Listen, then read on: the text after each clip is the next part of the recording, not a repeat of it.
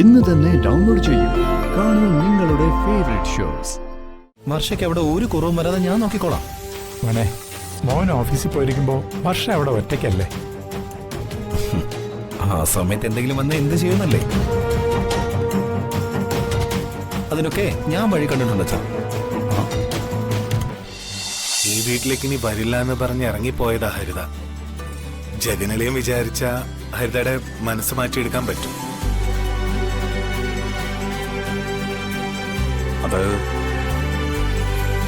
അത്ര പെട്ടെന്ന് സാധിക്കുമെന്ന് എനിക്ക് തോന്നുന്നില്ല. ഒരിക്കലും വിവാഹം കഴിക്കില്ല എന്ന് പറഞ്ഞ് നടന്ന ഹരിത അളിയനെ കണ്ടത് മുതലാ മനസ്സ് മാറിയത്. ഒടുവിലെന്തായി? സ്വന്തം അമ്മയും അച്ഛനെയും സഹോദരന്മാരെ എല്ലാം ഉപേക്ഷിച്ച് അളിയന്റെ കൂടെ ഇറങ്ങി തിരിച്ചോളല്ലേ. അളിയന് ജോലിയില്ലെങ്കിലും അളിയന്റെ കരുതല്, സ്നേഹം, അത് അവൾക്ക് വലിയ ആശ്വാസമായിരുന്നു. ആ ഹരിതയാ ഇപ്പോ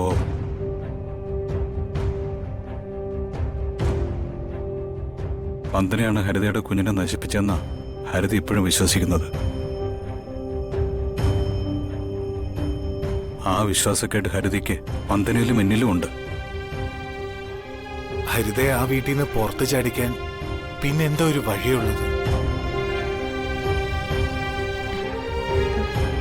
ജഗൻ എന്നോടൊപ്പം നിന്ന വഴിയൊക്കെ ഞാൻ പറഞ്ഞുതരാം.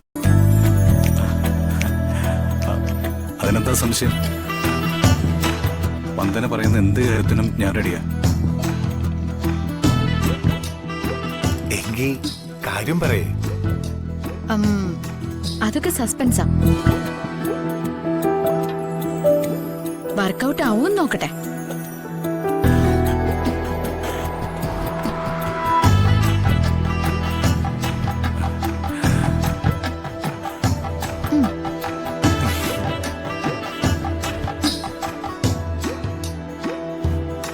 അച്ഛാ, ഞാൻ ഇറങ്ങട്ടെ?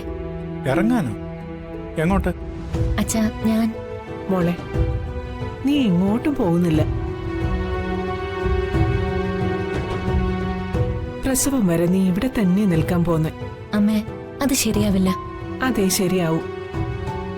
ഈ സമയത്ത് എപ്പോഴും ഒരാൾ കൂടെ ഉണ്ടാവണം. ഒന്ന് ഉറക്കെ വിളിച്ചാൽ പോലും ആരും കേൾക്കാനില്ലാത്ത ആ വീട്ടിൽ ഒറ്റയ്ക്ക് ശരിയാവില്ല മോളെ. പ്രസവം കഴിഞ്ഞിട്ട് പോവാന്നല്ലേ പറഞ്ഞിരുന്നത്? പിന്നെ ഇപ്പോഴെന്താ ഒരു മാറ്റം? ഈ സമയത്ത് അമ്മയുടെ പരിചരണം കിട്ടേണ്ടത് ആവശ്യമാണ്. മോളിപ്പോ പോകുന്നില്ല. അച്ഛാ, അതല്ല, അവിടെ ഏട്ടൻ ഒറ്റയ്ക്കാ. അതൊക്കെ വിക്രം അഡ്ജസ്റ്റ് ചെയ്തോളും. അച്ഛൻ വിക്രമിനോട് സംസാരിച്ചോളാം.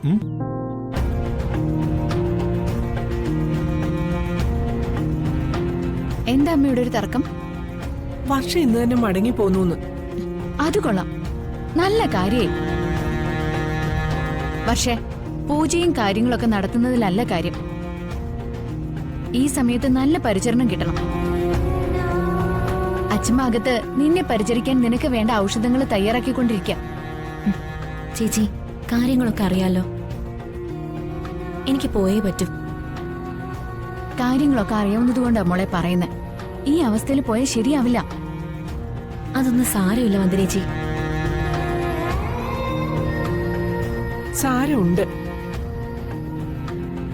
വിക്രം ഓഫീസിൽ പോയാൽ പിന്നെ അവിടെ ആരും കാണില്ല. ഈ സമയത്ത് ഇടയ്ക്കിടയ്ക്ക് തലകറക്കം വരാം.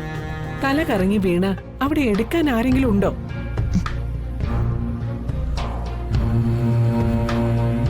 അതുകൊണ്ട് മോൾ എങ്ങോട്ടും പോകുന്നില്ല.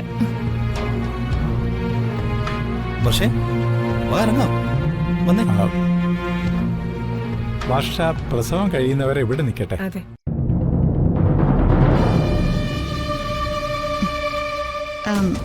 അവിടെ ആരും ഇല്ലാത്ത സ്ഥിതിക്ക് അതായിരിക്കും കുറച്ചുകൂടി നല്ലത്. വർഷ ഒറ്റയ്ക്ക് അവിടെ അത് ബുദ്ധിമുട്ടായിരിക്കും മോനെ. അവള് ഇവിടെ തന്നെ നിൽക്കട്ടെ. എല്ലാരും പറഞ്ഞത് ഞാൻ കേട്ടു.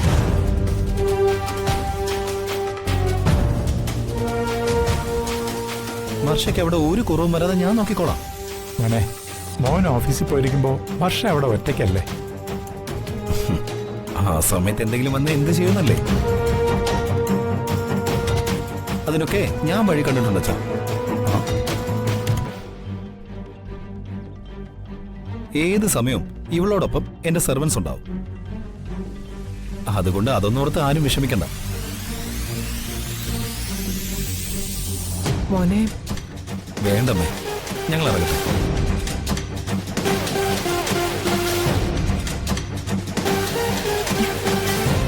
പക്ഷേ ചേച്ചി ശരി മമ്മേ. അമ്മേ ശരി മോളെ. അച്ഛാ വാ വാ വാ വാ അച്ഛാ ഇറങ്ങണേ. ചേച്ചി പോടെ. വാ.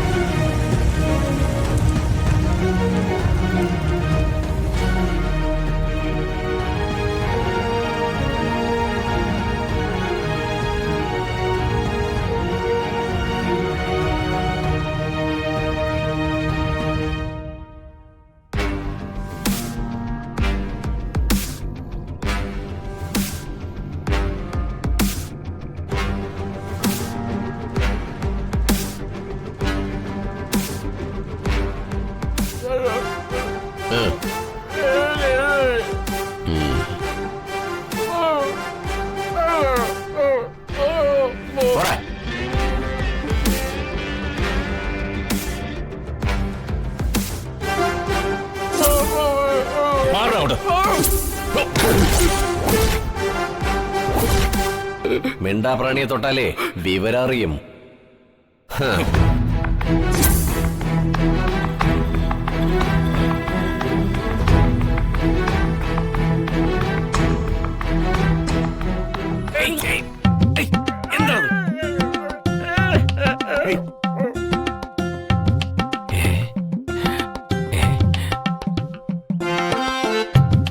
ഇതെങ്ങനെ എന്റെ കയ്യിൽ വന്നു?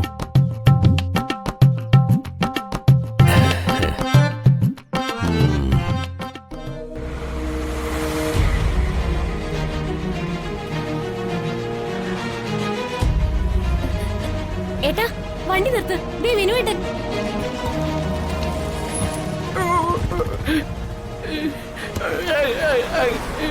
എന്തു പറ്റി വിനുവേട്ടാ? മാനത്തെ കൊട്ടാരം